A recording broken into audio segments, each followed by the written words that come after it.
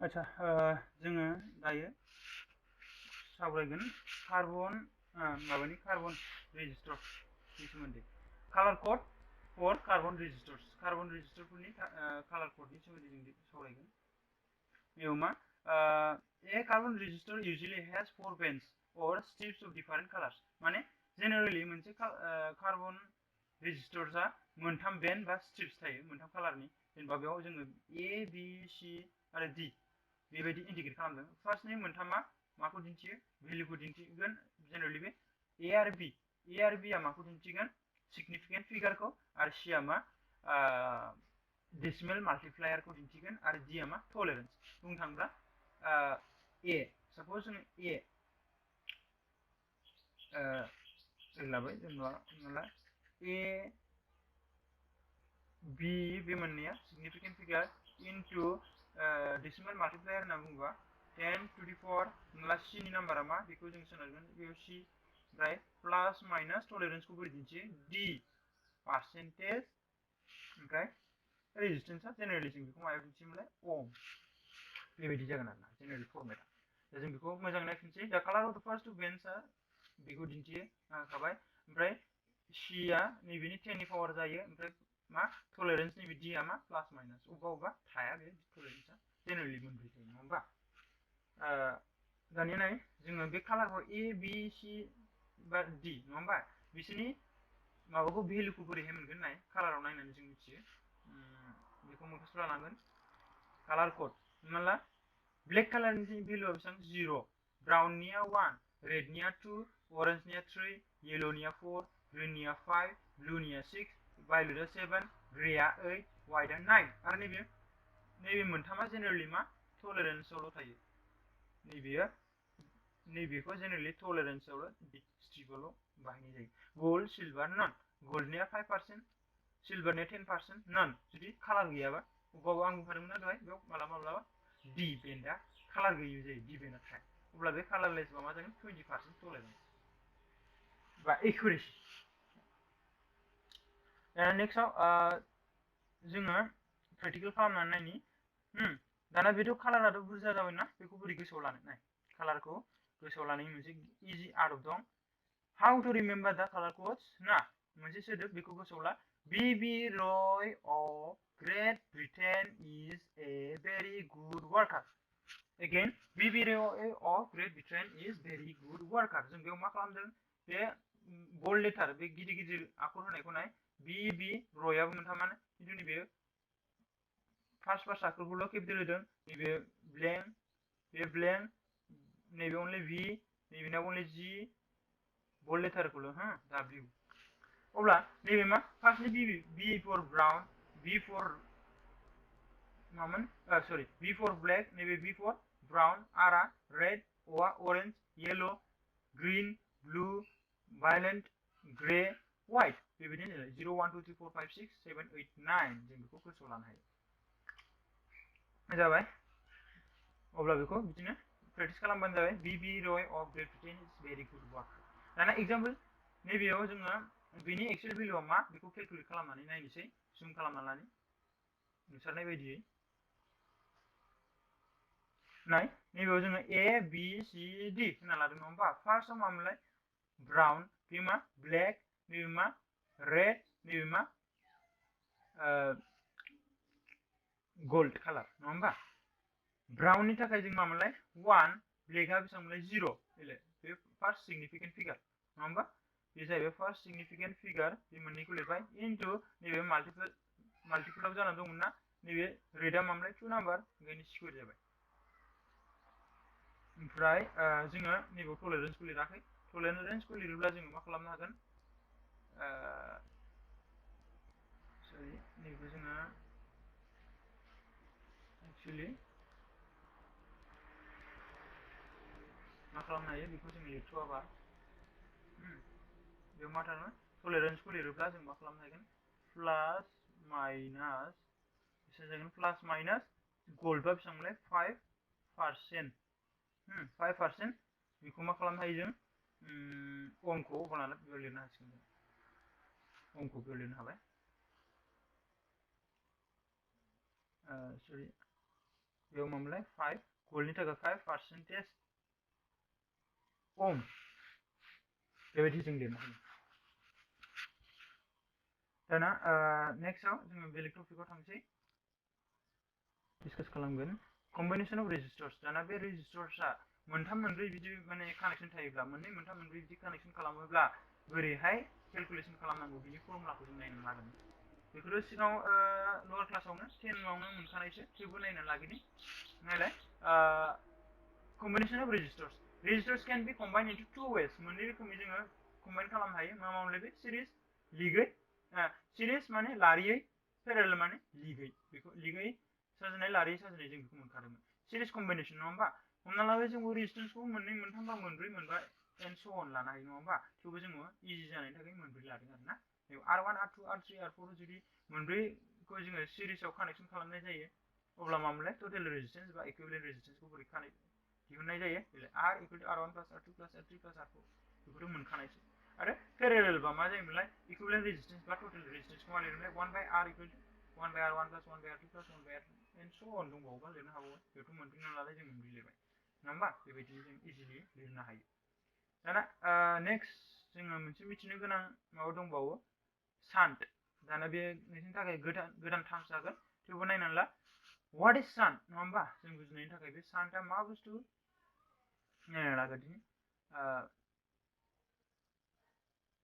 नाय शान्टआ a low resistance joined in parallel to a galvanometer to bypass the major portion of the main current through it is called a shunt. तारमाने मा generally जों मा खालामनो हायो मोनसे सार्किटआव जेनेबा हमना ला गेलभेनोमीटर बाहायदों जाहाथे बे गेलभेनोमीटरा गाज्रि जाया ओभार कारेन्ट खारनायनि थाखाय माने बांद्राय कारेन्ट बोनायनि थाखाय जाहाथे गाज्रि जाया बेनि थाखाय जों मा खालामनो हायो मोनसे खम रेजिस्टेन्स थानाय रेजिस्टरखौ जोङो बेयाव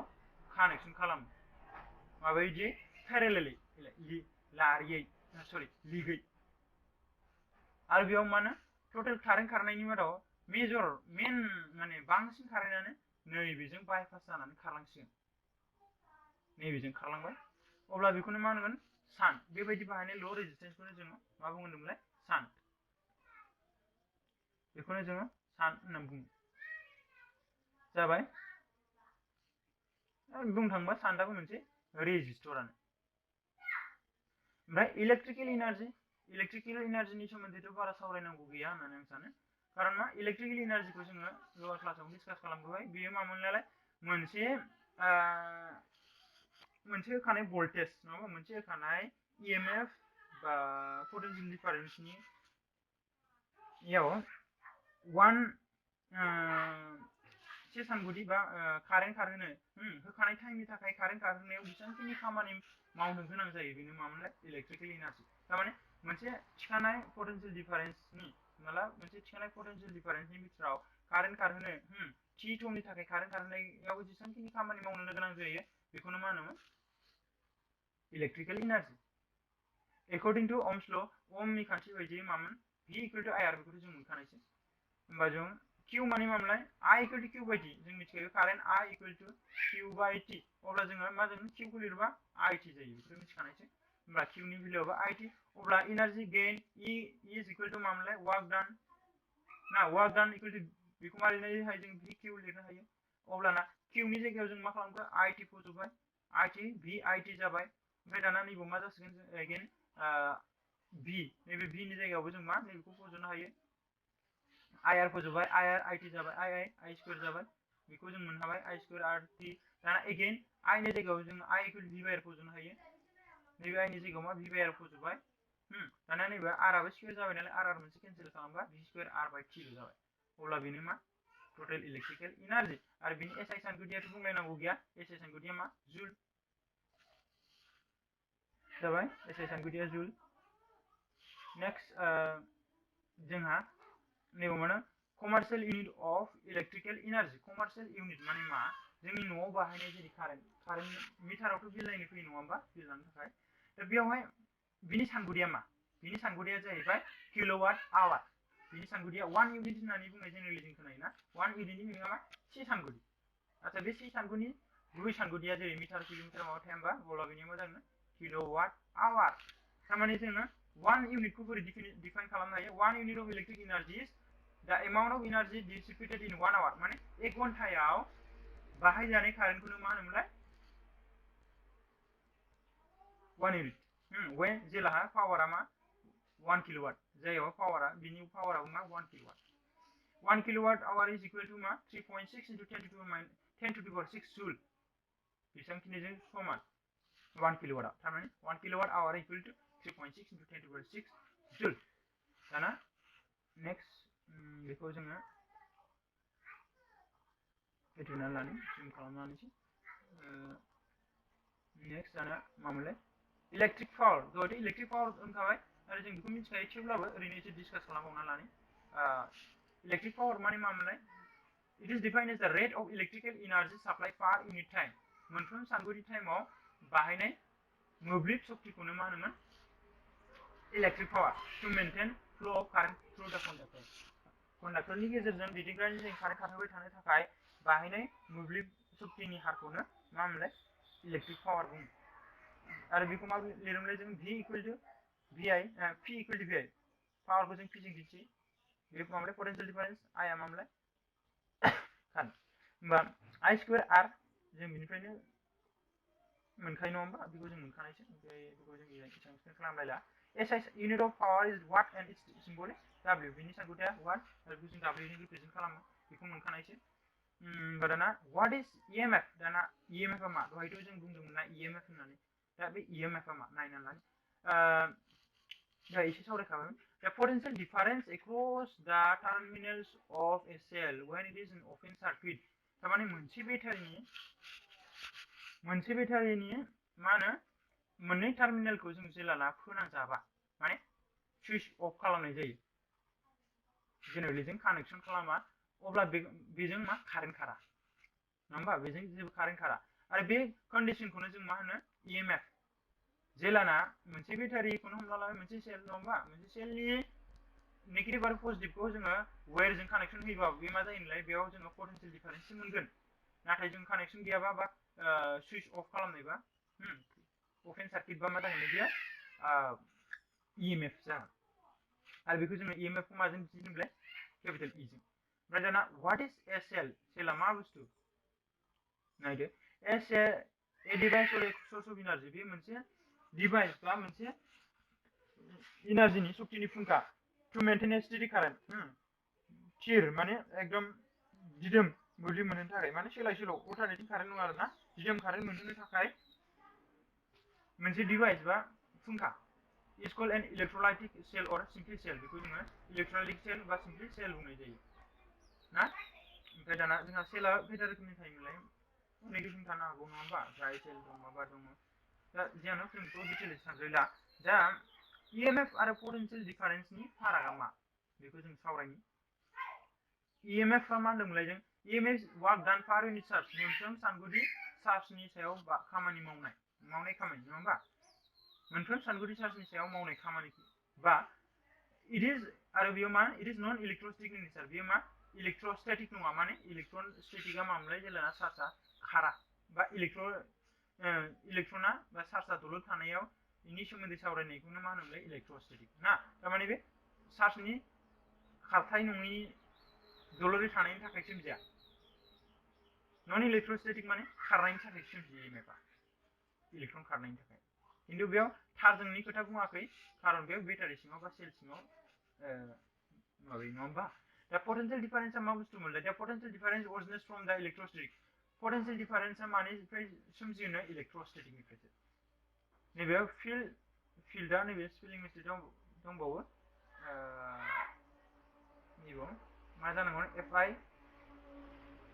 E आ सिगां ELED जानांगौ बे स्पेलिं मिस्टेकजों जों बुजिना लादो बेखौ जों मा खालामनो electric field due to the charges accumulated between 2 points of the circuit माने accumulated माने जमा जानाय मोननै due to charges accumulated between 2 points of the circuitनि मोननै पॉइंट जोबथा बिन्दो माने नेगेटिभ पॉइंट पजिटिभ पॉइंट बा नेगेटिभ टार्मिनेल पजिटिभ टार्मिनेलसिम जेसेबांखिनि माने चार्जआ जमा जायो बिनि थाखायसो बेयाव सोमजियो दा term EMF is used for the source EMF is used for the source नि थाखायसो EMF खौ बाहायनाय जायो जेरैहाय बेटारिया मा कारेन्ट दिहुनो नङा होमबा बे मा जागोन ना source. The potential difference is measured between 2 points of the circuit. नाथाय potential difference को मा थारनि मोननै जोबथा बिन्दोसिमसो सुनाय जायो. थारनि माने मोनसे सार्किट नङा होमबा मोनसे सार्किट माने मा बुजिमोनलाय मोनसे मोब्लिब सोंखनथायनि जोबथा बिन्दो मोननैथिंसो जोङो potential difference खौ मोनो नाथाय बेनिया मा EMF आ मा मोनसे सेल बा मोनसे बेटारिनि मोनसे बेटारियावसो मोनहैयो माने बेयाव बुंनो थाङोब्ला सार्किटनि गैया बेयाव सार्किट गैया बेयाव सार्किट दं ओमफ्राय दा EMF is independent of the resistance of the circuit जिहेतु सार्किटानो गैया बे मा EMF आ मानिफ्राय सार्किटनि रेजिस्टेन्सनिफ्राय free but it depends on the nature of the electrolytes and electrodes दाना इलेक्ट्रोलाइट आ मा जाखो इलेक्ट्रोलाइट्स माने मा जोङो मोनसे बेटारि लायोब्ला हमना ला मोनसे सेल जों लाबाय मोनसे सेल साप'ज औवाखौनो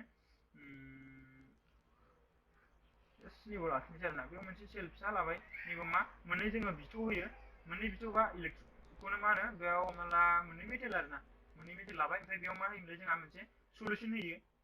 नैबे सल्युसन माने मा हमना ला मोनसे गलिलाव मेबि कपार सालफेट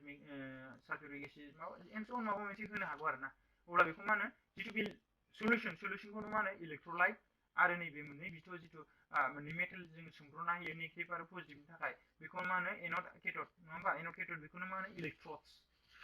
जाबाय EMF is independent of the resistance बेयो मा EMF आ सार्किटनि रेजिस्टेन्सनिफ्राय फ्रि किन्तु बेवहाय बाहायजानाय इलेक्ट्रोलाइट आरो इलेक्ट्रोड्सनि नेचारनि सायाव सोनारो ना टाइपनि सायाव सोनारो आरो नैथिंजाय potential difference depends on the resistance between 2 points थारमाने बेयाव जोङो सार्किटनि खोथा बुंदोंमोन नङा होमबा बेयाव थार दं अब्ला बे थारनि रेजिस्टेन्सनि सायावबो सोनारो बे circuit and the current flowing through it आरो बे बोहैनाय कारेन्टनि सायावबो सोनारो बे कारेन्टनि सायाव सोनारा बे कारेन्टनि सायाव सोनारो जाबाय ओमफ्राय ना दा EMF is cause EMF आ मा जाहोग्रा किन्तु माबाया potential difference आ मामोनलाय इफेक्ट माने बे जाहोग्रा जाहोन आरो बे मा जाथाय बे जाहोग्रा बे फिथाइ होनना बुंनो थाङोबा ओमफ्राय दाना आरो मोनसे दंबावो जोंहा मामोन internal resistance of a cell internal मिनिंआ मा खोनानायावनो एसे बुजिखायो इन्टारनेल माने इसिं आरो internal resistance of a cell मोनसे सेलनि इसिंनि गावनि माने रेजिस्टेन्स थारमाने बेयावथ' जों मा बुंदोंमोन बेयाव जों एक्सटार्नेल जेबो सार्किट बा मा होनोमोन एक्सटार्नेल जों कन्डाक्टर कानेक्सन खालामनाय जाया किन्तु बे बेटारि सिङावनो बा सेल सिङावनो गावनो गाव मा थानांगौ सेलनि सिङावनो गावनो गाव रेजिस्टेन्स थायो नङा होमबा बेखौ नायलाय it is the opposition offered by the cell itself to the passes of charge through it is denoted by small r internal resistance को जोङो small r generally external resistance को बायजोनि resistance थारफोरनि resistance फोरखौ मा capital r जों दिन्थियो किन्तु बेखौ जों internal को माजों small r जों दिन्थियो नङा होमबा बेयो मामोनलाय चार्ज खारनायाव अपोज खालामो माने हेंथा होयो नङा होमबा दाना it depends on बे मानि सायाव सोनारो nature of the electrolyte बेयो internal resistance आ electrolyte नि नेचारनि सायाव सोनारो आरो मायाव सोनारबावो distance between the electrodes दहाय बुंदोंमोन ना electrodes मोननै electrodes नि जानथायनि सायावबो सोनारो बेयो मामोनलाय nature of the electrolyte it is inversely proportional to the conductivity of electrolyte conductivity नि उल्टा रुजुथायारि माने conductivity मामोनलाय sigma 1/sigma माने proportional distance between the electrodes आरो बिसोर मोननैनि इलेक्ट्रन मोननै जानथाय दिनि मामोनलाय electrodes it is directly proportional थोंजों रुजुथाय आरो common area of electronनि common area निबो मा होनो directly proportional common area निबो electrode नि area निबो directly proportional थोंजों रुजुथाय आरो amount of current drawn it is increases with increasing strength of the current drawn from the cell it is decreases जेलाना सेलनिफ्राय बोनाय current माने सेलनिफ्राय बाहायनाय कारेन्टनि हारा बारा जायोब्ला इन्टारनेल रेजिस्टेन्सआ खम जायो decreases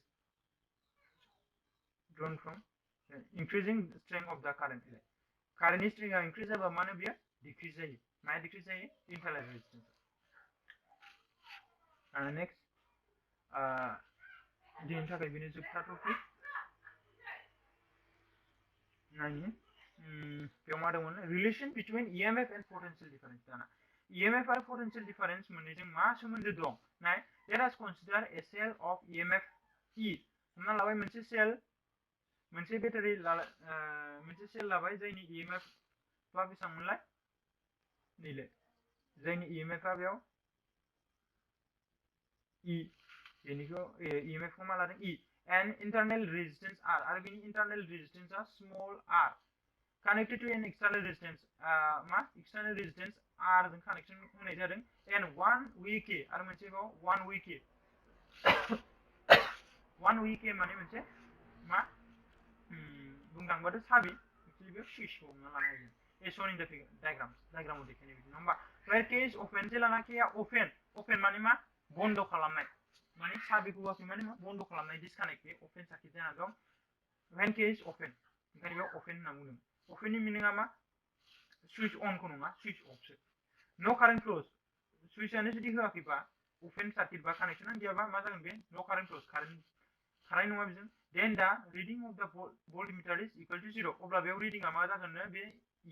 होगोन equal to E नङा होमबा बेयाव जेबो गैया नालाय खारन बे एक्सटार्नेल जों मोब्लिबानो बोहैयाखै मात्र बे बेटारिनि रिडिंखौल' मोनदों अब्ला बेनि मा EMF अकल बेयाव मात्र मा E खौल' होगोन EMF ल' ओंखारगोन बेयाव पटेनशियल डिफारेन्स ओंखारनाय नङा खारन बेयाव कानेक्सन गैयाबा थारमाने बेयाव सुइचआनो बन्दसो नालाय दाना K is closed K खौ क्लोज खालामनाय माने बेयाव होथेनाय माने बेयाव कारेन्ट खारनो हानाय आरो क्लोज माने बेयाव जों मा खानो when K is closed second next स्टेपआ मामोनलाय when K is closed थारमाने नैबेयाव जों बेखौ closed माने स्विच अन खालामबाय स्विच अन खालामबाय क्लोज अब्ला बेयाव कारेन्टआ खारनो हाबाय then the total resistance becomes total resistance आ बिनि स्मॉल r आरो बिनि स्मॉल r आरो बिनि कैपिटल R टोटल बेसेबां जाखो small r plus capital R according to Ohm's law ओमनि खान्थि बायदि current equal EMF divided by total resistance अब्ला नैबेयाव मा EMF divided by मा जागोन R plus small r plus capital total resistance दानिया बेखौ एसे बोखोना लानि नेक्स्ट नायदों दा potential drop or loss potential drop बा loss दा बेवहाय जोङो internal resistance नि थाखायथ' potential difference आ माखासे गोमायो थारमाने potential drop नि थाखाय गावनो गाव बेयाव सोबजाना लाजाबाय ना अब्ला बेयाव मा potential drop आ मा जागोन ना IR जेसेबांखिनि माने जोंहा potential difference बा potential reading नांगौमोन बेखिनिया reading जानाय नङा माने नैबे IR V equal to IR नङा होमबा resistance आ माबाया voltage आ मामलाय voltage equal to current into resistance ना नैबेयाव internal resistance नि थाखाय मा बेसेबांखिनि voltage आ मा गोमाबाय alloy V equal to IR नङासै बे IR आ बे potential drop माने potential गोमाबाय loss होनना बुङो बेखौ होमबा दाना then terminal potential difference अब्ला बे जोबथा मोननैयाव दायो सार्किट जाबाय नालाय क्लोज नालाय बेखौ जोङो सुनानै नायबा मा मोनगोन नो potential difference को V equal to EMF आव टोटल मोनना EMF निफ्राय नैबे माइनास खालामबानो मा जागोन लस को माइनास खालामबासो इक्विवेलेन्ट दा जोङो सुसारोब्ला दाना माखौ सुनोसिगोन V equal to EMF minus मामोनलाय potential drop जाय माने गोमाबाय जाय potential गोमाबाय अब्ला जों मा नुखो बे V आ लेस देन मा EMF again आं repeat खालामनि potential difference is less than EMF जाबाय थारमाने माखासे भल्टेज गोमायो जेब्लाना बेयाव ओपन दहायनि केसआव जों again रिपिट खालामनि ओपन सार्किट नङा होमबा जेब्लाना की खौ मामोनलाय ओपन खालामनाय जायो थारमाने बन्द खालामनाय जायो अब्लाना कारेन्ट खाराबा मा जागोन नैबे I आनो गैलाबा I मा 0 into R मा जागोन 0 बे 0 जायोब्ला मा जागोन E minus 0 थारमाने अकल बेल जागोन अब्लाना बे potential difference is equal to मा जागोन potential difference आ EMF जों समान जागोन जेलाना मामोनलाय जेलाना कारेन्ट खारा माने क्लोज सार्किट बा सरि ओपन सार्किट बा थारमाने सुइचआ बन्द खालामनायब्ला माने सुइच होआखैबा बेनो EMF जों समान जागोन जों बेखौ डिसकास खालामखाबाय होमबा ओमफ्राय दानिया नायदो दा अब्ला जों बुंनो हायो terminal potential difference between the poles of the cell is equal to its EMF if no current is drawn from it जेब्ला बेजों कारेन्ट होआ अब्लाना बे मा इक्वल बेखौनो जों बेयाव बुंबाय also आरो जों मा V equal to IR जों बेखौ मिथिखायो Ohm's law निफ्रायनो आरो नैबेयाव I नि बेलायाव नैबे जोंहा I नि भेलुआ मा दंमोनलाय नैबेयाव नैबेखौ जोङो I equal to E by R plus R ना बेखौ जों फज'नो हाबाय I आव R ना or दाना नैबे R खौ जोङो मा खालामसै नैबेखौ जोङो बेजों इनटु खालामहरबाय बेयाव V दंमोन ना बेजों बेखौ एक्सचेन्ज खालामबाय V खौ गाहायाव लाबोबाय आरो R प्लस R खौ जोङो नैबेथिं लांबाय अब्ला बेयाव मा मोनसिगोन जोङो नैबिदि मोनबायना आरो नेक्स्ट लाइनाव मा खालामसै बे R खौ नैबिथिं बोबोबाय नैबे R खौ नैबिथिं बोबा मा माइनास जाबाय नैबिथिं अनलि स्मल r ल' थाबाय इन्टारनेल रेजिस्टेंसखौ जों बिदिनो केलकुलेट खालामसै ओमफ्राय दाना केपिटेल R खौ नैबेवहाय कमन लाबा मा जागोन E by V minus 1 equal to R बेनो जाहैबाय इन्टारनेल रेजिस्टेंस अब्ला जों बेखौ इन्टारनेल रेजिस्टेंसखौ केलकुलेट खालामनो हाबाय